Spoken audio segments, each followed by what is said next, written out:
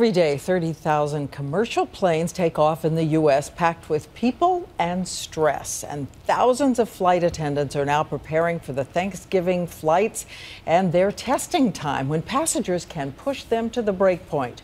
ABC's senior national correspondent Jim Avila. They are famously caught on tape, airborne freakouts. If you have this is your time. This American Eagle flight attendant roughly inviting passengers to, how do they say it, deplane? The infamous JetBlue flight attendant Stephen Slater, who grabbed a beer from the galley. You gonna lose your job?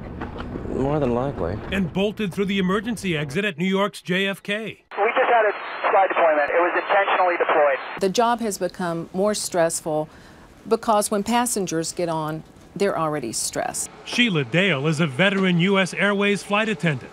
She suffered her own traumatic and incredibly stressful day back in 2009 aboard the Miracle on the Hudson flight that crash-landed in the river. There was a shudder. A few minutes later, we heard, "This is the captain, brace for impact." Unable to sleep for days and with no one to talk to, Dale wished she had someone to call, which drove her to set up a new peer-to-peer hotline, using 46 volunteers in its second year to answer flight attendant crisis calls at all hours. We help people deal with death on board, serious illness on board, security issues, weather issues, turbulence. The Association of Flight Attendants says incident reports show stress comes from passengers too, demanding drinks and cussing. Another did some karate moves, then rushed at her with his hands out in a choking way.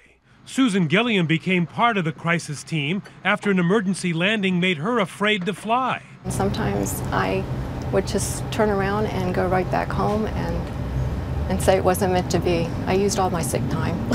Aviation jobs are some of the most stressful in business today, and now flight attendants are learning to comfort each other as they try to prevent any more mid-air freakouts.